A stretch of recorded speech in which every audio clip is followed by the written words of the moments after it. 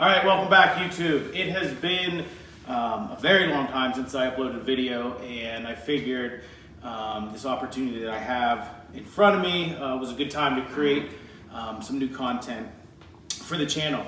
So today what we're gonna do is we're gonna take a look at the Duradero Mock Toe Boots. This is gonna be part of a series where I do sort of an unboxing, just sort of initial review. I'm gonna wear them as much as I can, then we'll look at them in 6 months, maybe 3 months, 6 months, and then a year, and just kind of see how they hold up. Duradero is a relatively new company. I only learned about them 2 weeks ago when I was scrolling through Facebook and I saw, an ad, and I started doing some research. And I reached out to him and I said, hey, if you'd like me to review a pair, I'll put them to work and get some content out there. So they shipped these to me. I've been doing my research about them, and we're gonna kind of just take a look at them. With that being said, I'm gonna try to keep this as open-minded and as neutral as possible. I do have some other mock toe boots here. I'm not gonna be comparing them, but just looking at some similarities and some differences. For those of you that know me, I'm a high school woodshop teacher, and the mock toe boot really works well for me. I'm on concrete all day. I'm in, kicking lumber around, this and that. So I can wear these with khakis, and quite frankly, a lot of times when I go out at night, I just wear these. So the other two boots that I have in here is a pair of Carolina 6-inch mock toe. These are made in the USA with global parts, and the popular Thorogood 814-4200, and I can't read the tag on that, but these are both USA made boots. So we're going to take a look at that. As far as the USA made thing goes, I buy a lot of different boots. A lot of my boots are USA made, and what I'm seeing is there are a handful of companies out there, in the past, 6 months to a year, where their manufacturing is in Mexico. So it is in León, Mexico. And once you start doing some research there, you see that it's kind of nicknamed the boot making capital of the world. There's a lot of different companies that are US based, and they make their boots in Mexico and then obviously ship them up here. And that is the case. Now, I've never owned a pair of boots that have been made in León, Mexico, but that is where Duraderos are made. I'm not trying to compare, where this is made versus USA. I'm trying to just keep it neutral. I'm really just looking at how are the boots made, what's the quality look like, what are some of the design features, and we'll kind of go from there. Obviously, I'm going to try to wear these as much as I can and put them through their paces. Now, if you see here, it says save this box. So what differs this company, or what makes this company different than others is if you have Goodyear welded boots, they can be resold. I've gotten shoes resold before. I generally spend between $50 and $100 depending on what kind of sole I put on. But Duradero, what happens is when you buy a pair of boots, the price that you pay includes a free resole. So whether it's 6 months, whether it's 6 years, you ship them back free of charge. They resole it. They'll fix any stitching. They'll condition it, go over everything, and then ship it back to you. So that's interesting. Nobody really has that as from what I can tell. There are manufacturers that have resoling processes and programs, but to include it in the original price, you get one free resoling, is interesting. Okay. I ordered, now, full disclaimer, I can't say that this is a true unboxing. I wanted to make sure the sizing was right. I'll go over the sizing. So I put the boots on for 30 seconds, made sure they were the right size. So I do know what they look like. I ordered the mock toe wedge 6-inch, and the color is Bighorn Crazy Brown. It's a little bit darker in color, generally what I buy. So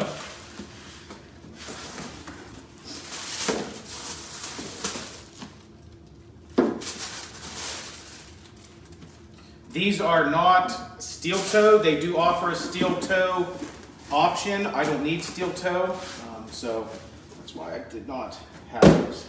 Okay, so let me take this insole out of here and packing.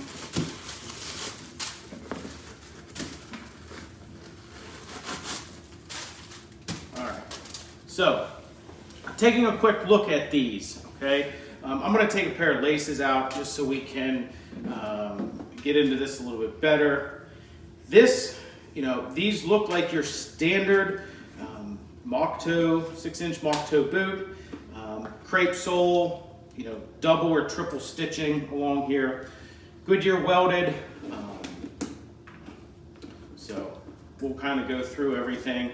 I've been researching these on their website, trying to find some information about the construction processes and this and that. I have a little bit that we can share here.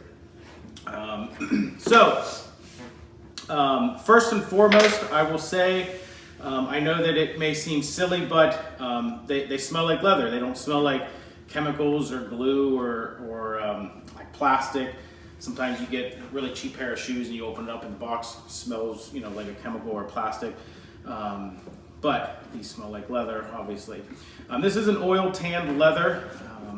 You can see here, I can scratch it with my finger, but then, once you rub this, it will come out.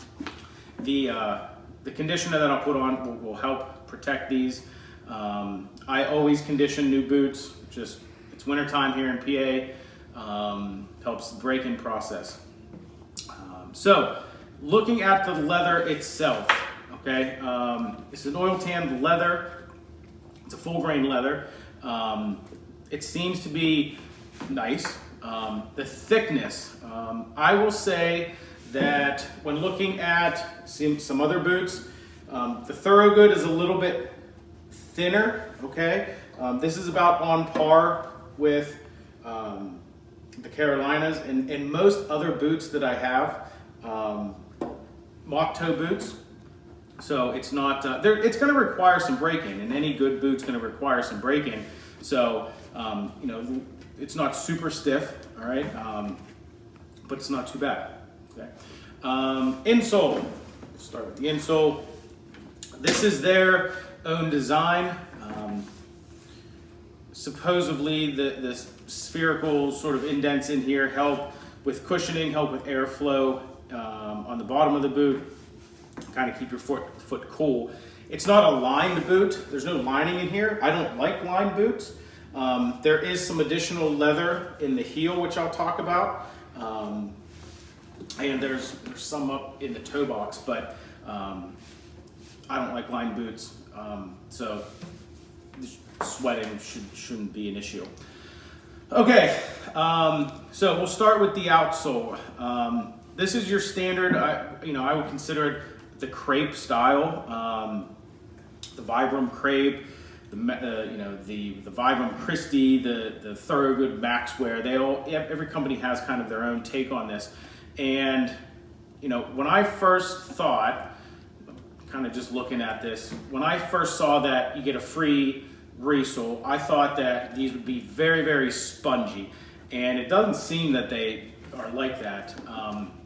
Some companies have a very spongy boot in sole, like the Carolinas. This is a very soft compound.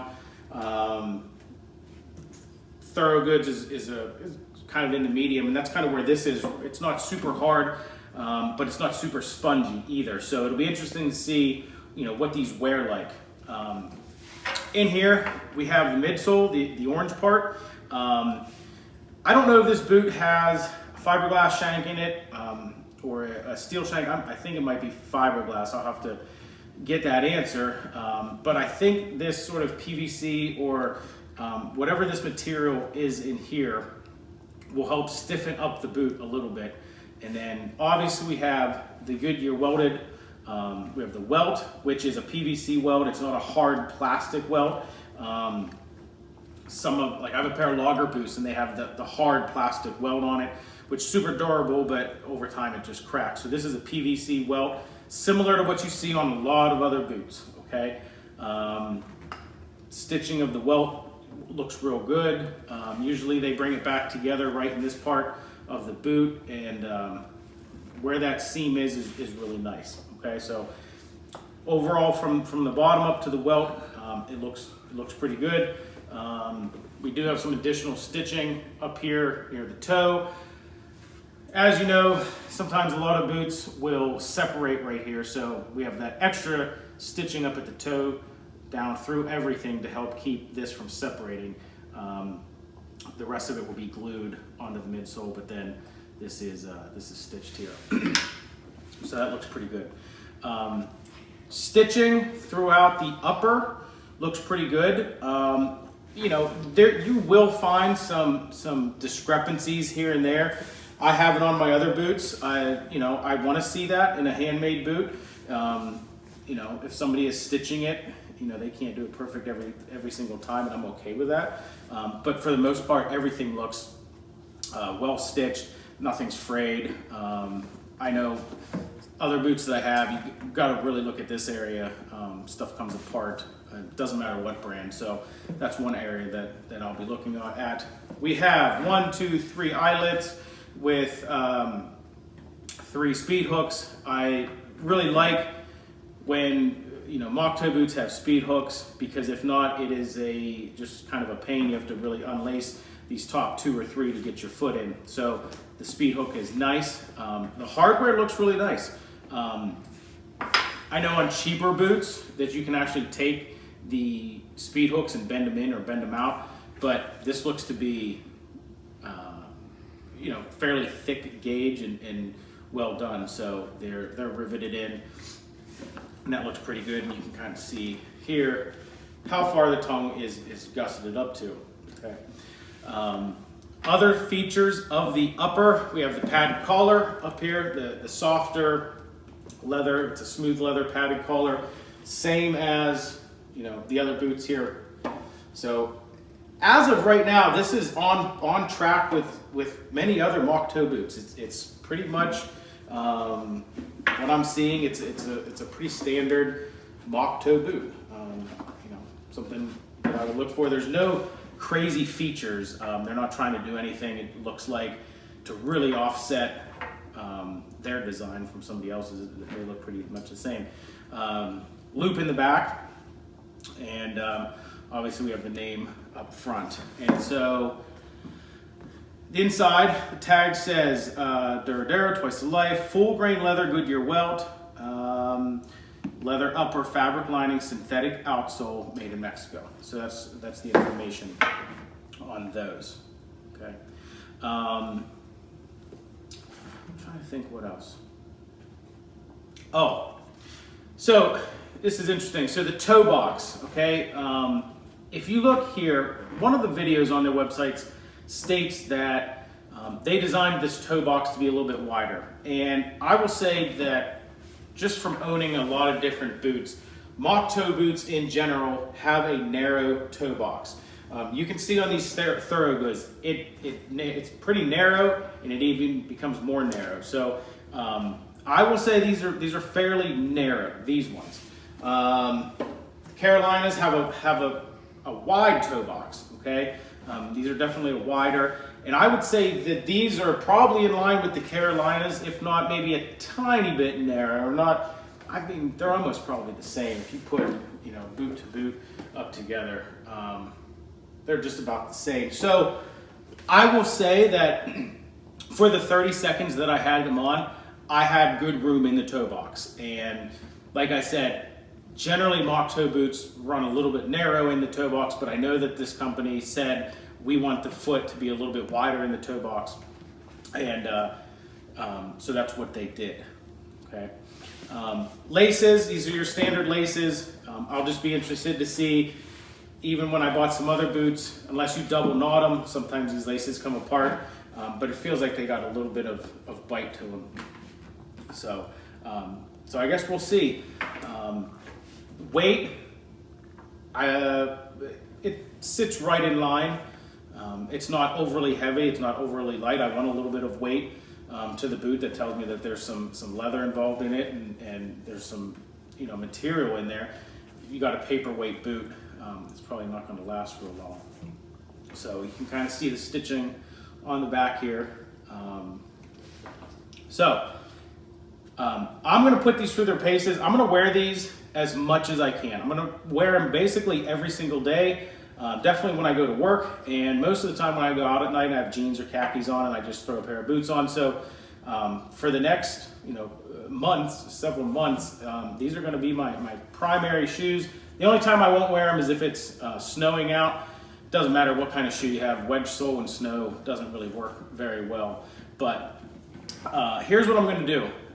Those of you that have watched my other video, and I can put a link to that, every new pair of boots that I get, and just boots that I've had, hands down, in my opinion, one of the best leather conditioners is the Obanoff's Heavy Duty LP.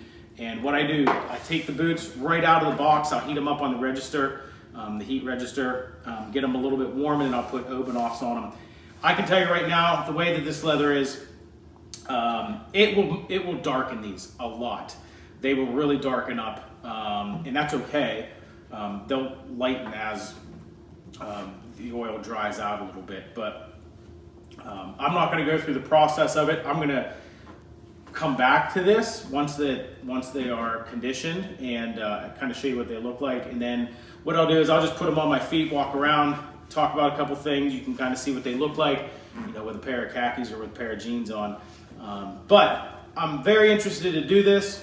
Like I said, I try to keep it relatively neutral. A lot of different boots made in Lyon.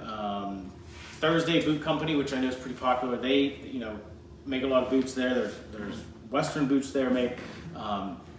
So, I'm not going to try to sit here and talk one way about American-made boots or the other way. I have a lot of them. I like them. I have some non-American-made boots that are also great. So kind of try to keep it neutral. But what I'll do is give me a little bit of time and I'll come back and you'll see what they look like with the Obanoff's on, and we'll go from there. Okay, so we have the Obanoff's on them. They're conditioned. You can put them on top of a heat register to warm up. You can use a hairdryer just to get the weather a little bit warm. I mean, it's cold here in Pennsylvania. So just warm up a little bit, put your Obanoff's on. And so if you want to know sort of the overview or my initial thoughts, they are a nice boot. Hands down, they are a nice boot, well-constructed boot. It looks like they are made with good materials, durable materials. And my initial thoughts, I like them. I really like them. It's a good-looking boot. There's no sort of gimmicky features on it or this or that. They kept it simple. It is your standard mock toe 6-inch boot. I'm going to wear these as much as I can. I'm going to try to wear these every day to work and to outside and for whatever I'm doing.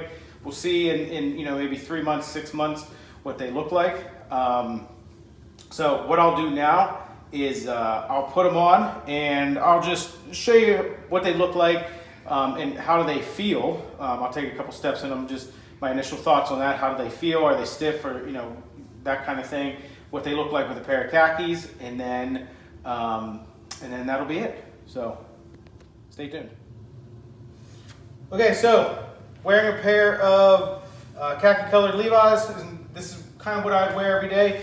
You can kind of see how the boot or how the jeans sit on the boot. I just have these single knotted, easy to lace up. Sizing, I wear a size 11 in every single boot that I have. I ordered a size 11 and they fit perfect, so they're true to size. Like the company states, this is a roomy toe box.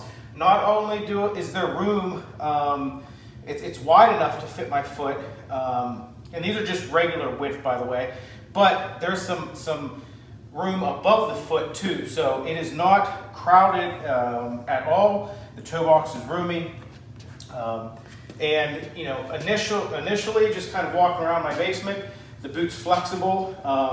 It will soften up obviously with break-in and as I wear it, but initial thoughts, there's no rubbing in any particular spot, like some of my other boots that kind of eventually goes away, but right off the bat, they're comfortable, and they have good cushion to them, So we will wait. We're going to try to wear these as much as we can. 3 months, 6 months, we will we'll check back in and see how the Duradero 6-inch mock toe work boot does.